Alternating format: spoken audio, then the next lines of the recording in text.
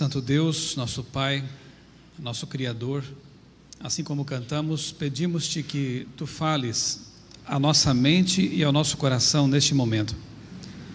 Nós vamos ler alguns versos de Tua Palavra, vamos falar do Teu poder, por isso te pedimos que Teu Santo Espírito realmente tome conta de nós, faça com que nós esqueçamos os problemas externos a este templo e tenhamos nossa atenção totalmente voltada para aquilo que vamos ouvir, para aquilo sobre o que iremos pensar.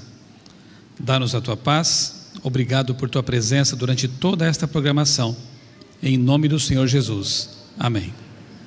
Amém. Mais uma vez, bom dia a todos. Eu já quero deixar mais uma vez aqui o convite também para que você esteja à tarde, às 4h30, 16h30. Nós vamos considerar aqui o tema nos bastidores da mídia. Até que ponto os meios de comunicação, eles afetam a mente e pior, a nossa espiritualidade. Então eu quero convidá-los, especialmente os jovens, adolescentes, que venham acompanhados de seus pais, para que a gente tenha aqui uma conversa também, eu creio que será abençoada, interessante, a respeito desse assunto. Agora eu quero te convidar a abrir a Bíblia em João capítulo 8, verso 32. Nesta manhã nós cantamos aqui o hino, um dos hinos que eu mais aprecio, o hino número 15, Vós, criaturas do Senhor. Ele foi escrito por Francisco de Assis e exalta, você percebeu, exalta a criação de Deus. E este verso é um dos versos que eu mais aprecio também na palavra de Deus, porque é uma promessa tremenda de liberdade intelectual que Jesus nos oferece.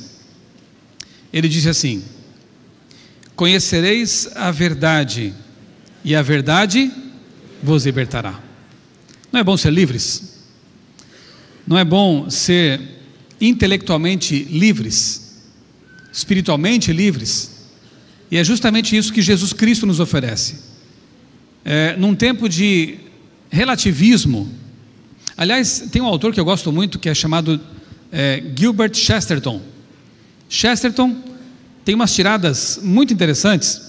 Um autor do século XIX, um jornalista, um pensador, e numa delas ele fala assim: o relativismo é relativo ao quê?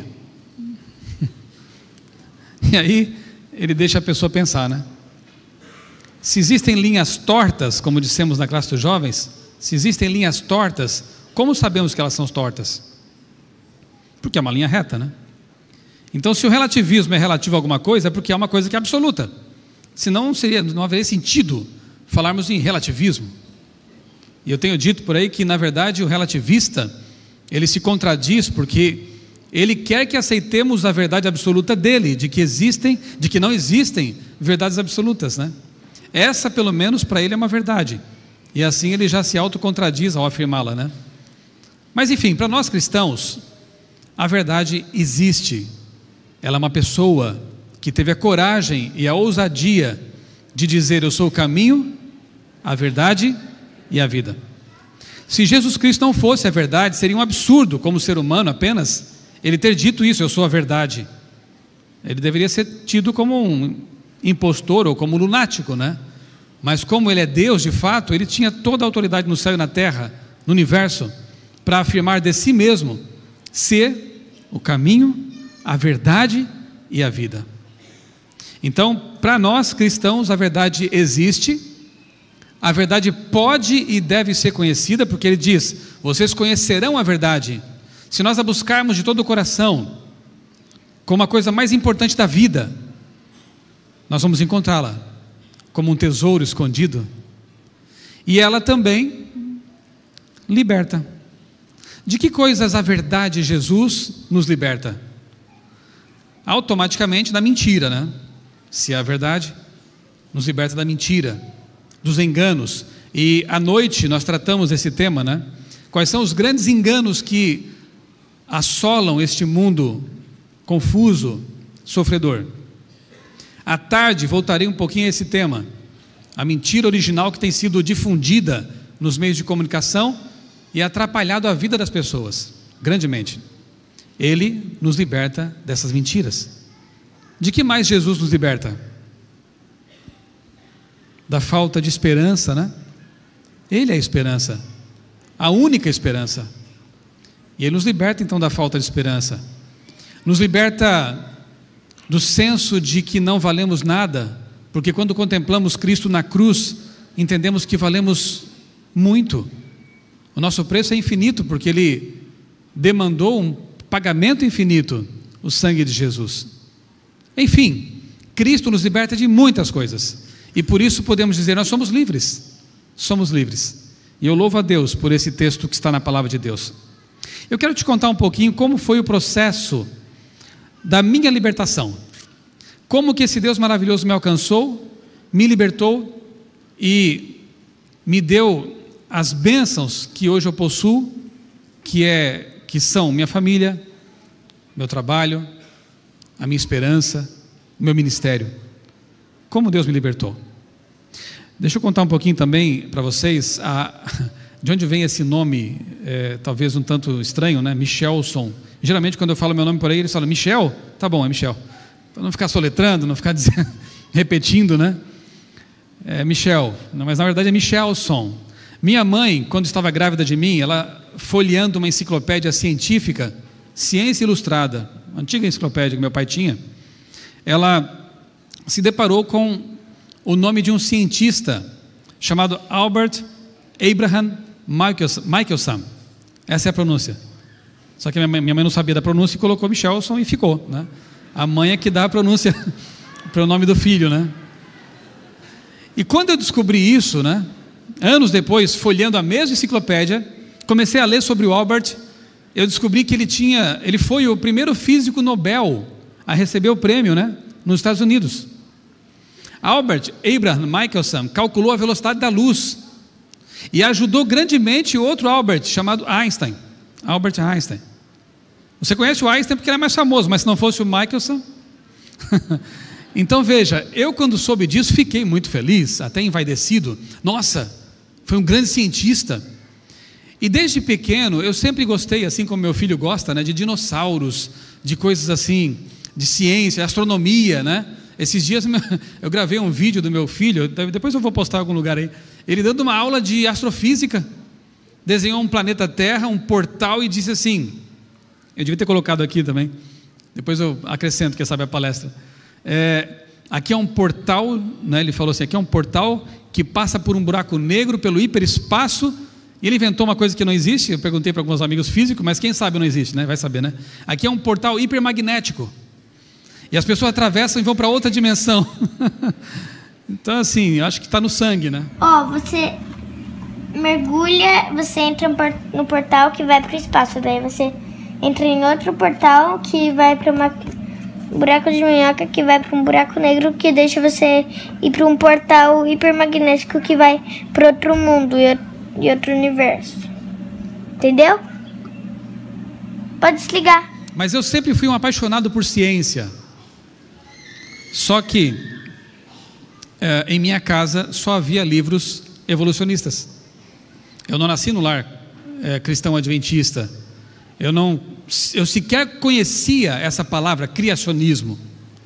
E durante toda a minha infância e adolescência, eu acreditei, sinceramente, que o universo começou com uma explosão cósmica, sem uma fonte sobrenatural, e que o ser humano, ele é resultado de um processo evolutivo ao longo de milhões e milhões de anos, que teria começado aqui nesse planeta primordial, numa sopa morna, né? Que tinha lá alguns compostos inorgânicos que por algum motivo milagroso se organizam, dando origem a aminoácidos, depois a proteínas, DNA e vida. Eu cria nisso. Eu defendia a teoria da evolução. Os autores que eu lia eram todos evolucionistas. E eu guardo esse documento aí, que está na tela, justamente como uma prova disso. Quando eu tinha 15 anos, eu pedi aos meus pais de presente uma máquina de escrever. Lembram disso? Vocês estão do meu tempo, né? Máquina de datilografar. Que na verdade é muito mais moderna que os computadores de hoje. Sabe por quê? Porque a máquina de escrever, você digita e já vai imprimindo na hora. E o computador você tem que digitar tudo e mandar imprimir depois. Então é muito mais avançado. Mas eu pedi aos meus pais esse equipamento ultra sofisticado. Você tinha que fazer um curso de datilografia para poder manipulá-lo, né? Para poder operá-lo. E eu passei minhas férias de verão, naquele ano, datilografando o meu primeiro livro. Está aí na tela, o Projeto Alfa. Eu desenhei a capa, escrevi. Eu costumo dizer que, graças a Deus, nunca foi publicado, porque além de ser muito ruim, ele não reflete mais a minha forma de pensar. Mas pelo menos eu tenho lá o original, que eu guardo, as 7 chaves, para provar que eu era um evolucionista, porque esse livro, toda a história dele é baseada na teoria da evolução. O personagem principal seria o próximo passo da evolução humana. Esse livro eu não empresto, eu não dou, não adianta pedir. Tem outros que eu posso emprestar. Esse aí, por exemplo, eu recomendo. Esse aí sim, né? Aliás, você que está nos assistindo pela internet, tem uma surpresa para você. A Casa Publicadora Brasileira, que tem uma representação aqui no Rio de Janeiro, Denis ali é o nosso supervisor, né? E ele me fez, o compromisso é dele, se ele não cumprir não é comigo, mas ele falou, anuncia lá que esse livro aqui que está em minhas mãos, A História da Vida, eu posso até, quem sabe, escrever uma dedicatória aqui para a pessoa, né? Ele vai ser sorteado entre vocês que estão assistindo pela internet, viu só?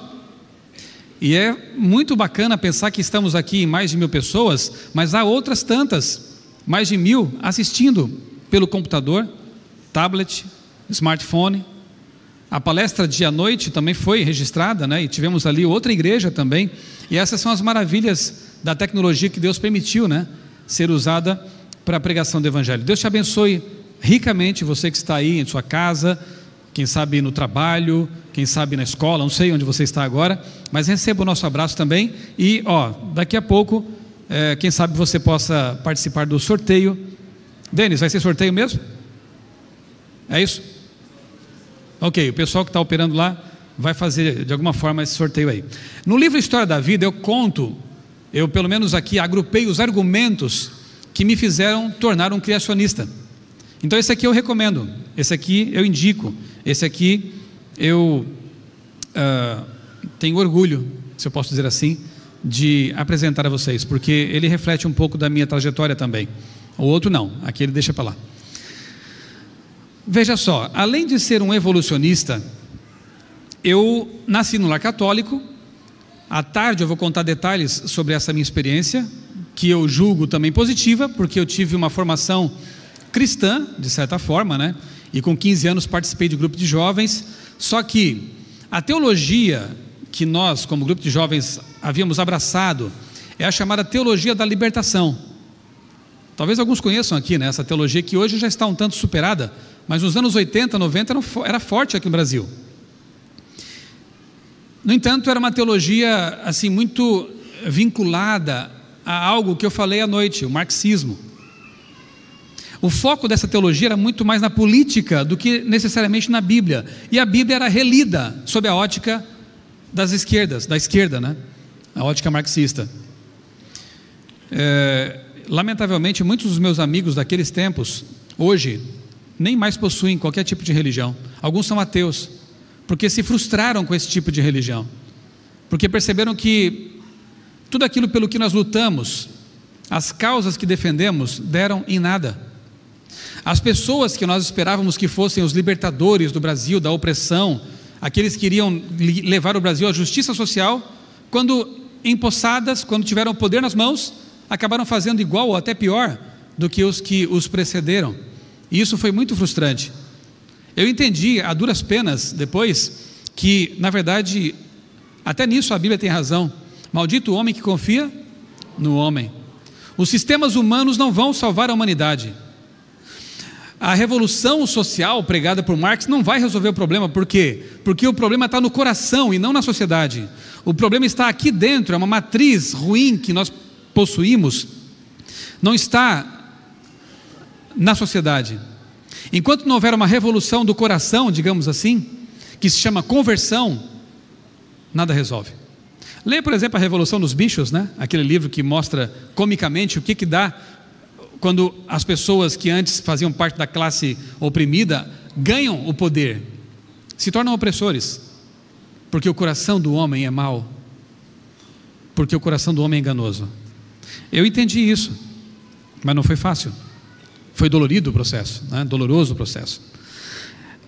Eu nasci numa cidade catarinense chamada Criciúma, lá no sul de Santa Catarina. Minha esposa é de Florianópolis.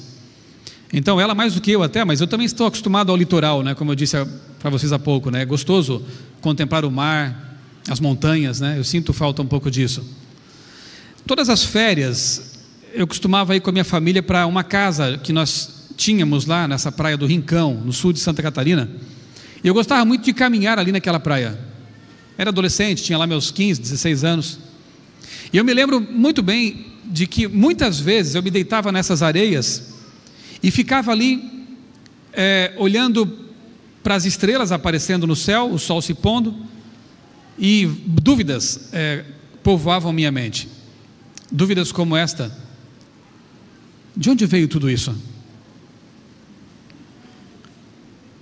Quem sou eu no meio de tudo isso? E para onde vai tudo isso? Irmãos, eu nunca tinha ouvido falar em volta de Jesus, só para você ter uma ideia, né? A ideia que nós tínhamos de futuro, como católicos da teologia da libertação, era de que nós tínhamos que, pela via política, implantar o reino de Deus na terra. Essa era a ideia. Volta de Jesus, curiosamente eu nunca tinha ouvido falar disso. Então eu tinha dúvidas quanto ao futuro. Tá, ok, vamos trazer a justiça, mas daqui a 1000 anos, e daqui a 5.000 anos, daqui a 5 bilhões, daqui a 5 bilhões de anos eu sabia, porque eu tinha lido já alguns livros que diziam que o sol iria torrar a terra. Então, por mais que a gente traga a justiça social para cá, a humanidade está fadada à extinção no futuro. As estrelas vão ter que queimar todo o seu combustível.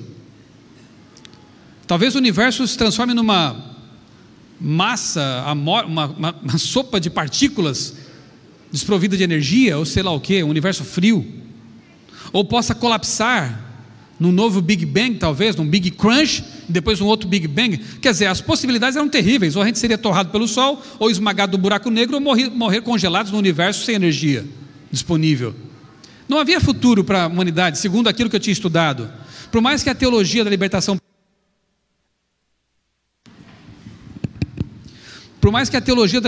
pregasse algum tipo de futuro, de justiça e tudo mais, mas isso seria apenas um paliativo.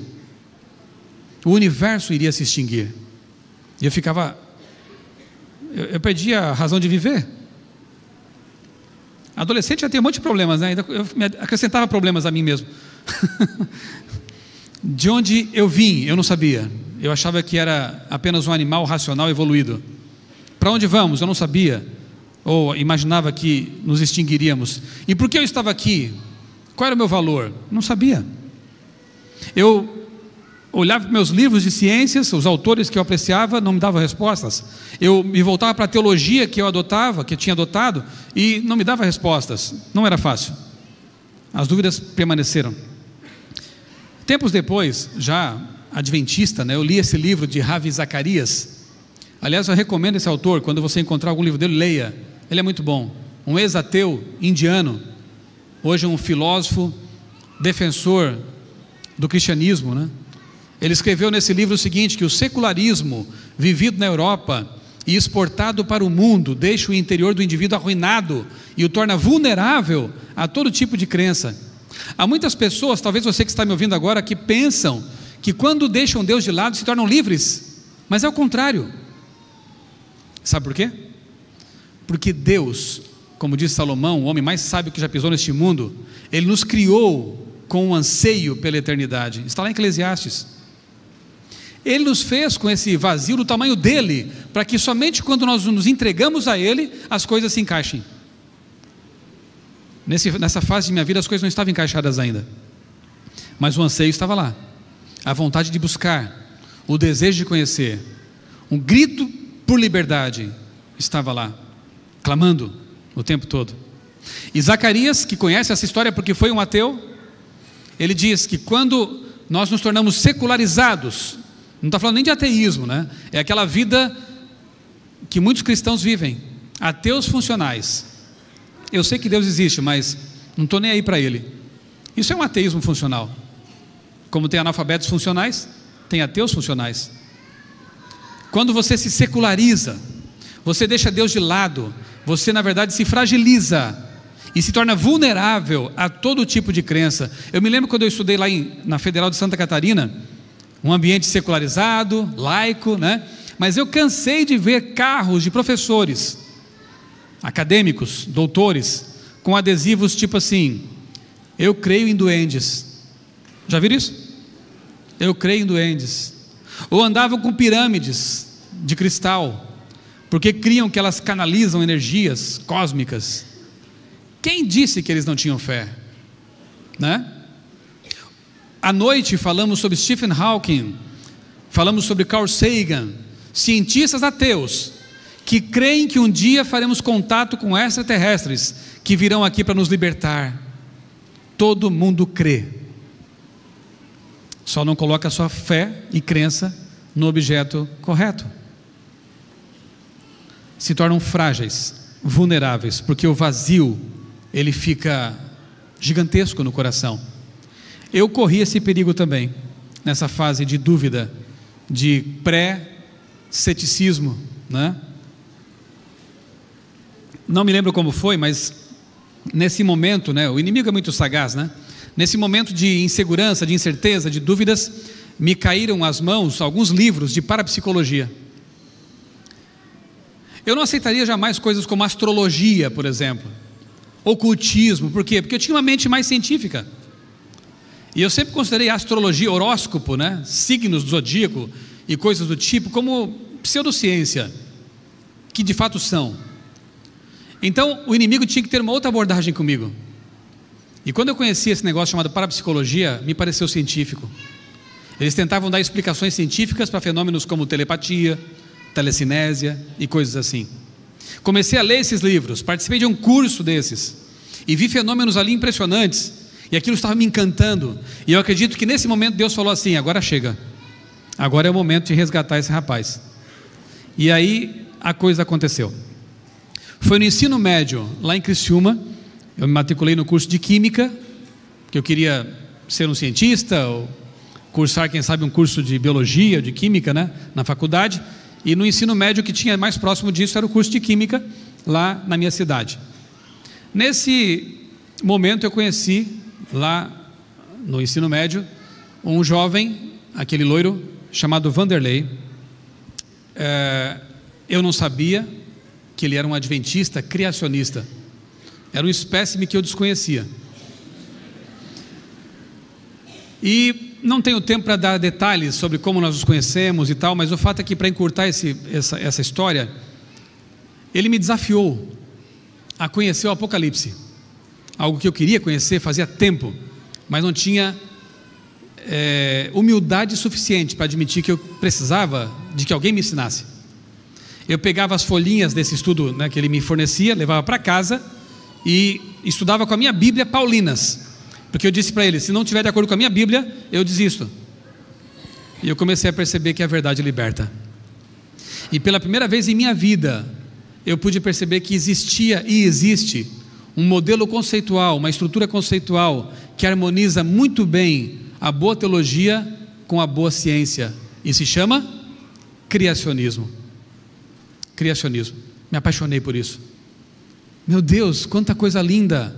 Como é bom saber. Sabe qual foi o texto que mais me impressionou na Bíblia? Apocalipse 14, quando diz assim: temei a Deus e dai-lhe glória, porque é vinda a hora do seu juízo, e adorai aquele que fez os céus, a terra, o mar e as fontes das águas. Por que isso mexeu comigo? Porque eu descobri que eu não era um acidente cósmico, que eu não vim à existência por acaso, mas que há um Deus Criador que pensou em mim, que me planejou, me salvou e mais, prometeu voltar para resolver o grande problema em que nos metemos, o pecado. Talvez você que nasceu na igreja não consiga avaliar a preciosidade que é para alguém que não tem essa fé descobri-la. Talvez você que já tenha nascido num contexto cristão, que já ouve falar de Jesus e da Bíblia há muito tempo, não consiga entender o que é você ter as vendas arrancadas e finalmente perceber que a verdade de fato liberta. Isso para mim foi uma experiência muito rica e significativa, e pode ser a sua também, de vocês aqui, de você que está assistindo, pode ser a sua experiência também. É só você abrir o coração para Deus e permitir que Ele te liberte. Alguém que está falando isso passou por isso e pode dizer que é possível. E Deus quer isso. Então eu conheci o criacionismo. E eu quero agora partilhar rapidamente com vocês como foi esse. Aqui está a foto do meu batismo, né? Deixa eu voltar aqui. Lá no dia 28 de dezembro de 91, finalmente eu encontrei a paz naquele tanque batismal. Finalmente as coisas se encaixaram. Finalmente eu via sentido para a minha existência e para a história da humanidade também, porque a Bíblia mostra isso para nós, né? Eu quero falar para vocês agora quais foram as revelações que Deus fez para que eu pudesse realmente compreender essa verdade maravilhosa. Eu dividi em 3 blocos.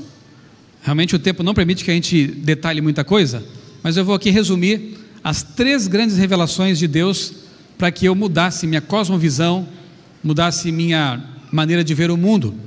A primeira está em Romanos capítulo 1, verso 20, eu creio que você conhece o texto. Paulo diz assim, que os atributos invisíveis de Deus, o seu eterno poder, sua própria divindade, claramente se reconhecem desde quando? A fundação do mundo, sendo percebidos por meio do quê? Das coisas que foram criadas. O que Paulo está dizendo ali, na verdade, ele não tinha essas palavras chiques naquele tempo para usar, mas em outras palavras era design inteligente. É você partir das digitais para o dedo, é você partir das evidências para o autor daquele ato, né? Daquela cena. É tipo ciência forense também, né? Que é quando os investigadores vão a algum lugar, a cena do crime, e com base nas evidências e pistas, eles conseguem decifrar, eles conseguem chegar ao autor, nesse caso, infelizmente, diabolicamente inteligente, né? Da cena do crime. Isso é pesquisa forense. Paulo está propondo isso. Eu quero fazer um teste com vocês agora. Observem essa foto aí na tela e me digam, isto aí é resultado de causas naturais ou de um projeto, de um design inteligente e intencional? Opção 1 ou 2? Tem certeza? Alguém não acha que poderia ser fruto de vento, chuva, intempéries, erosão? Alguém acha que poderia ser? Ninguém? Tá, mas se fossem milhões e milhões de anos de erosão, de intempéries agindo sobre a rocha, também não dá? Vocês me parecem meio céticos. Tem que ser um pouco mais crédulo. Não faça isso. Na verdade, eu costumo dizer que eu só sou criacionista hoje porque eu duvidei. Às vezes é preciso duvidar para crer. Por que você é adventista? Só porque o seu pai é? Você sabe por que você crê no que crê? Às vezes é preciso duvidar para crer. Teste, analise se é isso mesmo que você acredita e por que acredita. Por que eu creio na Bíblia? Porque é a Bíblia, é a palavra de Deus. Mas será? E o Alcorão? E o livro de Mormon? E o Bhagavad Gita? Que também se atribuem, né, a inspiração divina. E aí? Por que a Bíblia? Você sabe por quê?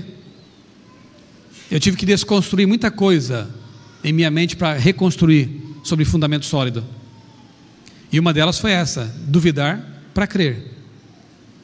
Seja cético mesmo. Não é porque alguém falou que milhões de anos poderiam dar origem a uma coisa estruturada que você vai aceitar, só porque um físico disse isso, só porque um cientista famoso disse isso. Não aceite. Parabéns, vocês são céticos positivos, no bom sentido, né? Porque o cético negativo é aquele que não duvida nem de si mesmo. Esse não é cético. Às vezes eu pergunto assim para alguns céticos: você é cético mesmo? Sou. E quanto ao seu ceticismo, você é cético? Não, daí eu creio. Então você não é cético. Porque o cético verdadeiro se coloca em xeque. Vai que eu estou errado e Deus existe. Então vai pesquisar, meu amigo. Vai analisar, né, outros argumentos. E como diziam lá os socráticos, siga as evidências, levem aonde levar. Se elas te levarem à descrença, fazer o quê? Mas se te levarem à crença e os argumentos forem conclusivos, você vai rejeitar só por preconceito? Só porque você escolheu não crer? Isso não é honestidade intelectual, né? Muito bem. Agora vem a pergunta mais complicada. Vocês me disseram que isso aqui é fruto de um design inteligente. Por quê? Agora eu vou brincar de cético. Eu quero que você me convença. O que existe nessa estrutura que jamais poderia ocorrer naturalmente por processos aleatórios? Vamos lá. Bom, tá muito bom, só que eu não estou entendendo nada. Tá todo mundo falando, mas isso quer dizer que vocês estão argumentando, eu só não estou entendendo. Também fazer pergunta para uma classe de 1000 pessoas é complicado, né? Mas vamos lá, eu vou ajudar um pouquinho então. Em uma palavra, existe algo aí que não ocorre naturalmente. Essa palavra começa com infor e termina com mação. Informação, né? Informação. Só que você não tem só informação ali. Você tem, se tivesse um rosto detalhado, já teria informação, né? Mas são 4 rostos. Então a coisa começa a complicar. Você tem informação complexa. Mas não são só 4 rostos quaisquer. São rostos de quem? Pessoas que existiram. 4 presidentes. Então você tem informação complexa e específica. E esse tipo de informação, eu não sei como é que em Libras vai ser traduzido isso, mas ela tem condições. Informação complexa e específica não ocorre naturalmente. Sempre precisa de uma fonte informante. Quem trabalha com informática aqui sabe muito bem disso mais que eu. Para que um logaritmo lá exista, alguém gastou tempo e usou inteligência para digitar aquelas linhas de comando. E na natureza não vai ser diferente? Vai ser diferente? Vamos usar outra comparação bem simples. Aqui fica bem fácil, porque vocês moram bem nesse contexto, né? Você está andando pela praia e de repente você se depara com uma palavra ou uma frase escrita na areia. Digamos, no princípio criou Deus os céus e a terra. Aí chega ali um surfista brincalhão e fala assim para você: olha, essa frase apareceu aí. Você aceita isso? Nessas horas é que o nosso detector de mentiras, cético, tem que ser ativado. Espera lá, amigo, como que isso apareceu aí? Isso é informação. E informação, você já sabe, depende de uma fonte informante. Mas aí o surfista fala: mas foram milhões de anos, a água batendo, o vento soprando e as partículas de areia foram se organizando até formar essa frase. Você aceita isso? Pelo mesmo motivo, não. Informação complexa, específica, depende de uma fonte informante. E você não aceita, porque alguém escreveu isso. Agora chega de brincadeira e vamos falar de coisa séria. Porque, como diz meu amigo Marcos Eberlin, lá da Unicamp, vida é coisa de profissional. Mas eu vou começar por algo assim bem, aspas, rudimentar, simples, uma ameba. E eu peguei de propósito a ameba. Porque segundo um cientista ateu e evolucionista chamado Richard Dawkins, o núcleo de uma ameba tem informação equivalente aos 30 volumes da Enciclopédia Britânica. Lembram dela? Aquele monte de livros que ficava na estante, ocupava mais de 1 metro. Hoje com aplicativos a gente não consegue dimensionar muito o volume de informações, né? Mas no tempo do papel era grande. Então você pega toda essa informação de uma Barça, compacta, zipa essa informação, encripta e coloca no núcleo de uma ameba. E me diga, a ameba é simples? É? Se te chamar de ameba, fique feliz. Porque você pode falar: sim, eu sou realmente muito complexo. Não caia na conversa de alguns cientistas naturalistas que dizem assim lá no Fantástico, lá no Discovery Channel: a vida começa com uma simples forma de vida. Não existe isso, gente. A mais simples, entre aspas, forma de vida já depende de um DNA, de um código, de informação complexa e específica. Se ela não existe, ela já tinha que se dividir, tinha que pegar essa informação tremenda, duplicar para se dividir. Senão a primeira forma de vida que surgisse já morreria e acabou. Não estaremos aqui agora para conversar sobre isso. Quer dizer, os milagres do lado de lá começam a ser constantes. E eu que sou crente, né? Vamos falar de algo agora bem mais complexo que uma ameba. Você. Olha só. Se fosse impresso como listas telefônicas, o genoma humano, que é o teu programa, é o que faz você ser quem você é. E como disse Bill Gates, o DNA é o programa mais complexo que roda por aí. Bill Gates falou isso.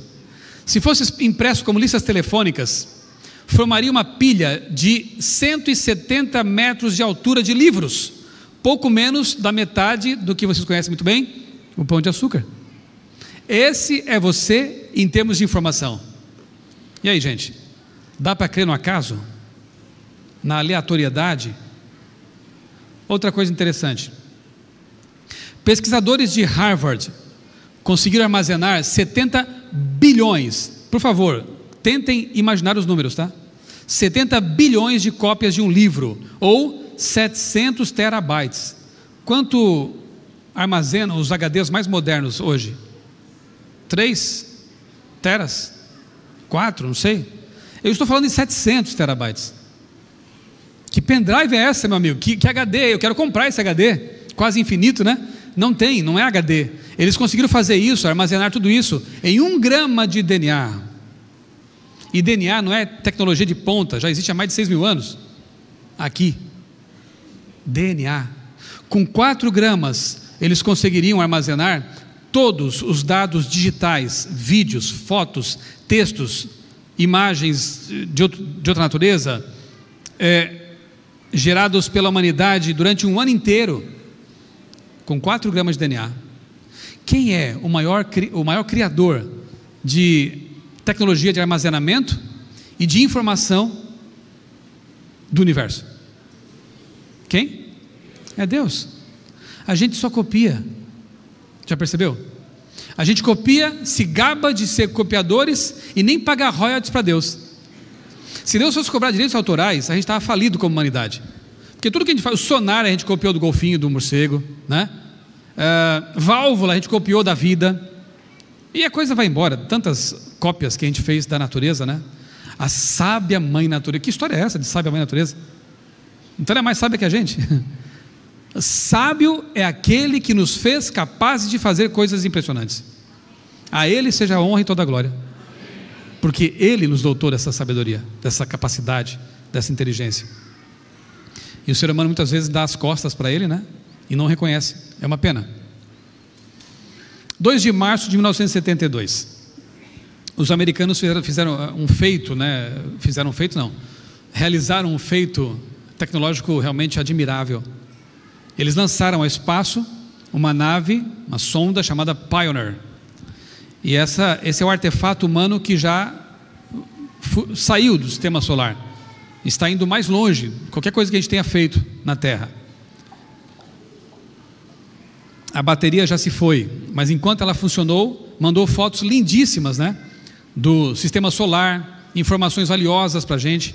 Só que o que me chama a atenção, e eu quero mostrar a vocês, é que por sugestão de um cientista ateu, aqui já me referi à noite, Carl Sagan, foi colocada uma placa de ouro naquela navezinha, naquela sonda. E essa placa continha algumas informações, como por exemplo, aqui está o hidrogênio, a localização de 14 pulsares, o sistema solar aqui embaixo, a Terra, de onde a nave é lançada, e um casal humano. Na década de 70 ali, era fácil, né, representar um casal humano. Hoje seria complicado. Mas biblicamente continua sendo assim. Essa placa, ao todo, continha 1.271 bits de informação. Bem pouco, hein? Bem pouco. Mas sabe qual era a ideia do Sagan de propor essa placa, colocassem essa placa na nave? O que ele pensou com isso? O que você acha? Isso mesmo. Se alguma raça alienígena inteligente encontrar essa nave lá no espaço e vir essa placa, vão concluir imediatamente que alguém inteligente mandou para o espaço esse artefato. E não tinha razão de ser essa ideia? Claro, porque a informação pressupõe uma fonte informante. Detalhe: quanta informação há no seu corpo, num corpo humano? Você já pensou sobre isso? Olha lá. Um adulto produz em média 300 milhões de células por minuto. Graças a Deus por isso. Nesse momento exato, há micro-robôs nanomáquinas moleculares trabalhando por você automaticamente, trilhões e trilhões delas, promovendo a limpeza do corpo, reparos no DNA, deslocamento de organelas na célula, tudo isso automatizado, a ponto de que um autor, um cientista, chegou a dizer assim: 70% do processamento cerebral é automático, 30% Deus deixou, ele não fala em Deus, né? Eu coloquei Deus deixou para que a gente pudesse usar à vontade, para pensar, para viajar. Espero que ninguém esteja viajando agora, mas você poderia também viajar mentalmente, né? 30% livres, 70% automatizados. Se não fosse assim, você travaria na hora. Já pensou? Bate coração, não para. Quinesina, lá da ponta do meu pé, por favor, desloque esse complexo de Golgi para tal lugar. Anticorpo da minha perna esquerda, tem uma bactéria entrando agora aí, vai lá, corre. Diafragma, funciona. Rim, filtra aí esse negócio que eu tomei, mas não fez bem. Já pensou? Administrar tudo isso, você travaria na hora. Não tem sistema operacional que funcione com isso. E apareceu uma janelinha lá, esse sistema operacional que aparece no Windows, né? Será fechado, você morre. Mas a gente ganhou de Deus esse presentão, que é um funcionamento automatizado. E tem gente que quer me dizer que eu vim do nada, que eu sou um processo de evolução aleatória, mutações e seleção natural. Não dá, não consigo mais. Não consigo ter esse nível de fé. 400 trilhões de células por dia. E cada célula, olha só, tem 1,5 gigabyte. É bilhão. 1,5 bilhão de bits de informação. Então, se você multiplicar 1,5 gigabyte por 300, 400 trilhões de células, você vai ter um número de informação redundante absurdo de 60 zettabytes, que é o número 60, seguido de 21 zeros. Só para comparar, até 2020, toda a informação digital produzida pela humanidade, desde que começou a era da informática, não vai chegar a 40 zettabytes. Toda. E você tem, em termos de informação redundante, 60 zettabytes de informação. Aí o que eu não entendo é o seguinte: como que o Carl Sagan cria que, se alguém encontrasse uma placa com apenas 1270 bits de informação, concluiria imediatamente que aquela placa foi feita por alguém inteligente, mas não cria que os criadores da placa e da nave, que tem 60 zettabytes de informação em seu corpo, não foram criados por alguém inteligente? Eu não consigo entender essa ilógica, né? Não consigo. Mas tem muita gente que pensa assim. O ser humano é fruto de realmente aleatoriedade, mas as coisas que ele faz, geniais, são fruto de design inteligente. Bem, cada um com as suas ideias. Alguns cientistas têm percebido que isso é ilógico e têm se convertido. É o caso de dois, que eu vou citar apenas dois aqui. Francis Collins, diretor do projeto Genoma, era ateu, hoje é um cristão.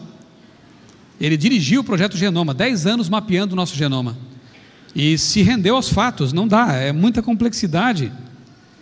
E ele escreve um livro chamado A Linguagem de Deus, porque ele diz que o DNA é a assinatura de Deus, é a linguagem de Deus. E o Anthony Flew era tido como o maior filósofo ateu do século XX, mas no fim da vida ele teve a coragem e a honestidade intelectual de reconsiderar aquilo que ele defendia tanto antes, o ateísmo. E com base nos argumentos cosmológico, teleológico e outros, ele acaba mudando de ideia e escreveu um último livro intitulado Um Ateu Garante, Deus Existe, na tradução para o português. Um Ateu Garante, Deus Existe. Um livro fantástico, muito interessante. Então há pessoas que estão, não necessariamente pela Bíblia, mas pela revelação natural de Deus, a ciência, estão concluindo que Deus existe. Por quê? Porque Deus ama todos os seres humanos e Ele usa todos os meios possíveis, até a ciência, até a filosofia, para alcançar as pessoas onde elas estão. É só abrir a mente e o coração. E rapidamente aqui, outro nível de revelação que Deus usou para comigo, lá em João 17:17, Jesus diz assim: santifica-os na verdade, a tua palavra é a verdade. A Bíblia também é a verdade, porque ela testifica de Cristo que é a verdade. Então ela é a verdade, mas eu tive que também construir esse fundamento. Será que a Bíblia é mesmo a verdade? Existem outros livros de tradição religiosa que pretendem ser a verdade. Por que a Bíblia? E aí me dediquei intensamente a pesquisar, por exemplo, a arqueologia bíblica, suas descobertas fantásticas, né? Eu tenho lá no meu blog uma seção chamada Arqueologia Bíblica, e lá eu tenho lá postado já várias descobertas. Eu convido você a visitar, né, o blog criacionismo.com.br, a seção Arqueologia Bíblica, porque eu não tenho tempo agora de falar delas, né? Eu quero mencionar, quem sabe apenas uma, né? Os manuscritos do Mar Morto, e o fato de que eles confirmaram a autenticidade do Antigo Testamento. O fato de que a Bíblia é o livro antigo que mais dispõe de manuscritos que confirmam sua historicidade. Mais de 40 personagens bíblicos têm sua história confirmada por algum achado arqueológico. Lugares também. Se ela é tão confiável do ponto de vista histórico e geográfico, por que não sua mensagem espiritual? Não é verdade? As profecias cumpridas detalhadamente são outro argumento tremendo. Alguém já teve a curiosidade de ler alguma coisa de Nostradamus? Eu já li. Chega nem aos pés. É tão simbólico, tão cifrado, que se não cumpre com alguma coisa, dá para aplicar para outra. Agora, eu desafio qualquer pretenso profeta a escrever um livro como Daniel. Daniel capítulo 2, escrito 500 anos antes de Cristo, traz a sucessão dos impérios até o nosso tempo. Estamos vendo agora acontecer coisas que estavam previstas lá. Brexit, a desunião europeia. Daniel capítulo 2 estava lá já. Daniel sequer imaginava que um dia existiria Europa, mas ele descreveu que a Europa não se reunificaria mais. Falta apenas a pedra vir, o reino de Deus, a volta de Jesus. 150 anos antes de Ciro nascer, o profeta anunciou o nome dele, escreveu lá e disse: esse rei vai libertar o povo de Israel. Como? Um rei pagão? Mas está previsto, aconteceu. E tantas outras profecias, daria para a gente ficar aqui mais uma tarde, né, falando só sobre isso. Agora, para mim realmente o argumento talvez entre os mais poderosos é isso aí: o poder transformador de vidas que a Bíblia tem. Quando você entrega lá nos presídios, né, Bíblias, vidas começam a ser transformadas, histórias começam a ser reescritas, não é? E eu desconheço qualquer livro humano que tenha esse poder. Eles podem instruir, podem inspirar até alguma coisa, mas transformar pessoas em outras pessoas, só a Bíblia. E eu quero encerrar falando sobre a última revelação. Essa ainda não foi feita, está no futuro próximo. Abra sua Bíblia em Apocalipse, capítulo 21. Apocalipse, capítulo 21, versos 1 a 3. Veja, eu falei até agora sobre dois tipos de revelações poderosas. A chamada revelação natural. Deus usa a natureza, o universo, a verdadeira ciência, para se revelar aos sinceros, aos de mente aberta. E Deus usa a sua palavra, a revelação especial, para se revelar mais claramente ainda, porque pela natureza nós podemos concluir que tem um Deus, existe um Deus. Mas como é esse Deus? Por que a natureza tem vida e morte, tem espinhos e flores? Como entender isso? Aí a Bíblia vem e traz a história do pecado, da queda, da redenção, da criação, da volta de Jesus. E juntando as duas, que são harmônicas, a ciência e a revelação especial, a Bíblia, nós temos um quadro muito mais amplo. E podemos enxergar muito longe, como fez Isaac Newton, por exemplo, que não dispensava nem a Bíblia e nem tampouco a ciência que ele ajudou a inventar, o método científico. Eu sou fã de Isaac Newton e acho que podemos ser como ele nesse sentido: amar a ciência e amar a palavra de Deus, e enxergar o mundo com essas duas lentes. Apocalipse 21, de 1 a 3 diz assim: vi novo céu e nova terra, pois o primeiro céu e a primeira terra passaram, e o mar já não existe. Vi também a cidade santa, Nova Jerusalém, que descia do céu da parte de Deus, ataviada, enfeitada como noiva, adornada para seu esposo. Então ouvi grande voz vinda do trono dizendo: eis o tabernáculo, a casa de Deus com os homens. Deus habitará com eles, eles serão povos de Deus, e Deus mesmo estará com eles. Amém? Eu gosto de João ter escrito a palavra mesmo aqui, porque ela enfatiza, né? Ela deixa claro o fato de que Deus em pessoa vai morar com a gente aqui na terra. Não é bom saber disso? Sabem, esse mundo miserável em que a gente vive, que foi destruído pelo pecado, um dia será recriado, sabia disso?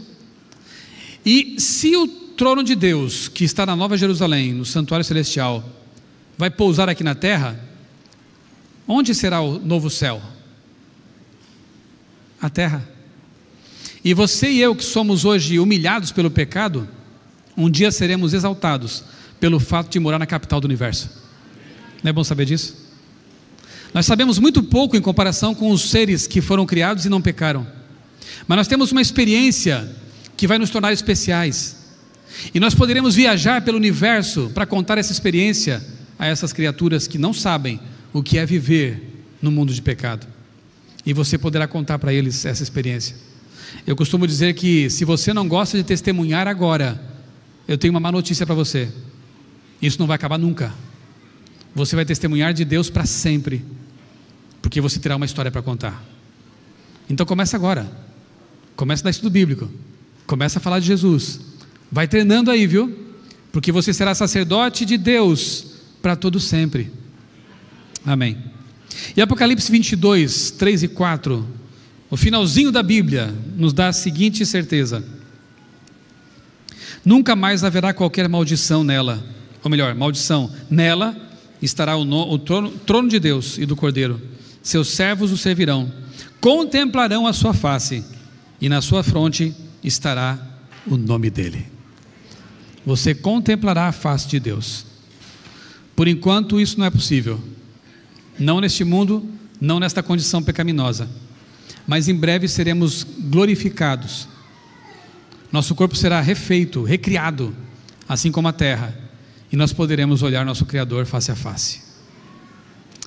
Irmãos, para concluir, todos têm uma esperança especial relacionada com a volta de Jesus, uma cena acalentada.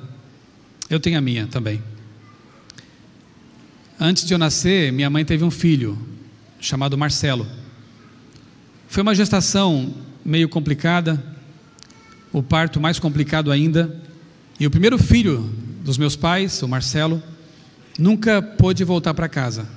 Com 4 meses ele veio a falecer. Lá em casa a gente nunca tocava nesse assunto, porque sabia que trazia muita dor à minha mãe. A coisa foi tão intensa que quando eu nasci ela pensava que era o Marcelo reencarnado ou coisa parecida, achava que era ele. Tiveram que conversar muito com ela para dizer: não é ele, é outro, é o Michelson. E quando eu tive o privilégio de estudar a Bíblia com a minha mãe, porque ela não aceitava a minha conversão, eu tive que dizer: quer que eu mostre para você o que eu descobri? E ela aceitou. Eu estudei com ela, foi a primeira pessoa para quem eu dei estudo bíblico. Quando chegamos na lição que fala sobre o estado do ser humano na morte e a ressurreição na volta de Jesus, você não consegue imaginar talvez a alegria no coração de uma mãe que perdeu um filho e não sabe para onde ele foi. E quando lemos aquele texto preciosíssimo de Ellen White, em que ela diz que os anjos da guarda estão ali zelando pela sepultura daqueles de quem eles cuidaram em vida, esse anjo vai tomar nos braços o bebezinho e vai entregá-lo para quem? Para sua mãe. Isso foi um bálsamo, isso foi muito precioso para nós todos, especialmente para ela. Então você consegue imaginar qual é a cena que eu quero ver quando Jesus voltar? Exatamente essa, eu quero estar pertinho. Eu quero conhecer o meu irmão. Curiosamente eu sou mais velho que ele, mas ele nasceu antes de mim. No céu ele vai ser um bebê, né? E eu imagino que um dia, ouvindo um sermão de Jesus, já pensaram nisso? Num sábado, quem sabe a bordo da Nova Jerusalém lá, viajando pelo espaço, o Marcelo já maiorzinho vai notar que as mãos de Cristo têm algo diferente. tem marcas. E ele possivelmente vai perguntar para mim ou para minha mãe, eu não sei, eu quero estar perto também. Mano, que marcas são aquelas na mão de Jesus, nas mãos de Jesus? Sabe quem quer dar estudo bíblico para ele? Nem vem, eu quero me sentar com o Marcelo depois do culto, debaixo de alguma árvore paradisíaca. E não sei se a Bíblia vai existir, mas estará toda aqui, né? E vou dizer: Marcelo, você está aqui e eu também, porque Jesus tem aquelas marcas. Porque Ele não apenas nos criou, Ele não apenas é o Deus Todo-Poderoso, Criador do Universo, mas Ele um dia caminhou na terra e morreu por nós. E eu acho que o Marcelo vai amar ainda mais a Deus, como eu também amo, porque nós vamos entender que Deus não só nos criou, mas Ele se interessa por nós. Ele se interessa por você que está assistindo agora, porque nas mãos dEle estarão marcas do amor eterno para sempre. Ele vai conservar isso como um lembrete do quanto Ele nos ama, do quanto somos preciosos, do quão preciosos somos para Ele. Eu vou chamar aqui à frente agora a Adna, e ela vai cantar o último hino desta manhã. Só que eu não quero que seja apenas uma música a mais, e também não quero pensar que eu vim aqui ao Rio de Janeiro apenas para trazer curiosidades científicas, teológicas para vocês. Não, eu só voltarei para casa feliz se eu souber que essas mensagens tiveram poder transformador de corações, que é o poder do Deus a quem eu prego.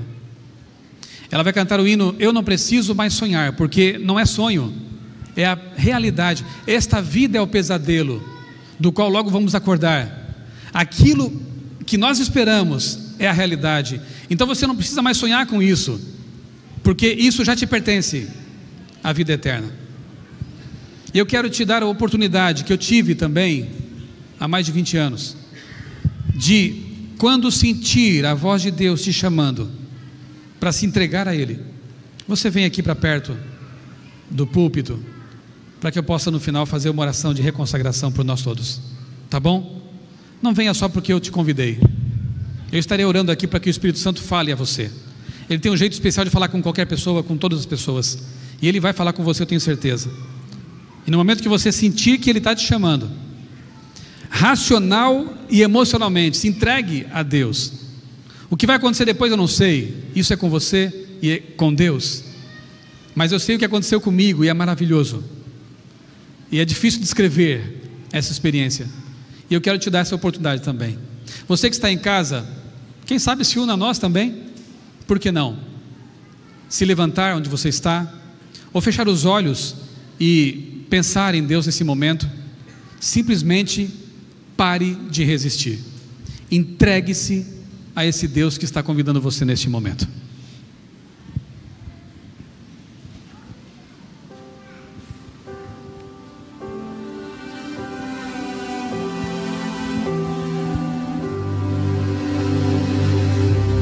Sempre ouvi que existe um céu que meu Jesus preparou para mim, mas nunca pude imaginar o que estava a me esperar nesse meu novo e lindo lar.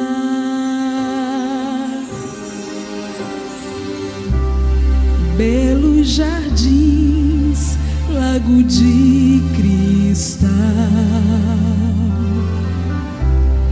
lindas mansões, vida eterna, flores que nunca murcharão, não há mais sombras do mal, um novo céu, um novo lar.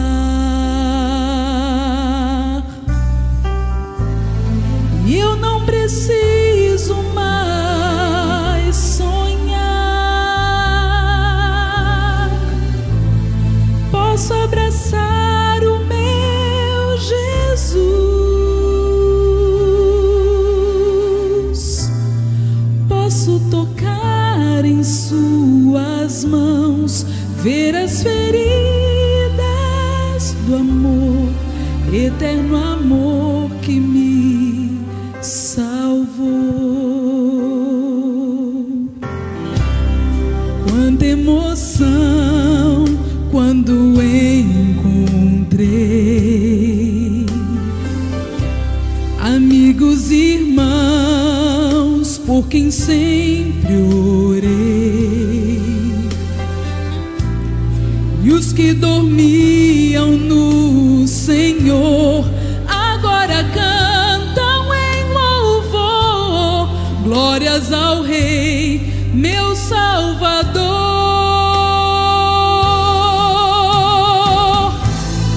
E eu não preciso mais sonhar, posso abraçar o meu Jesus, posso tocar em suas mãos, ver as feridas do amor, eterno amor que me salvou.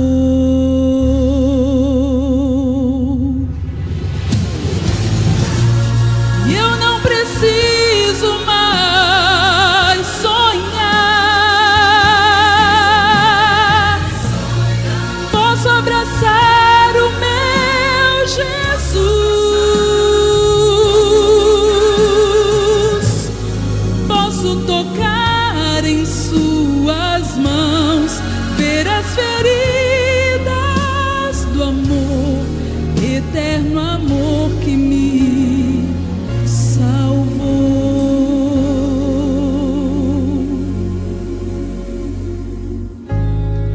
Eterno amor que me salvou.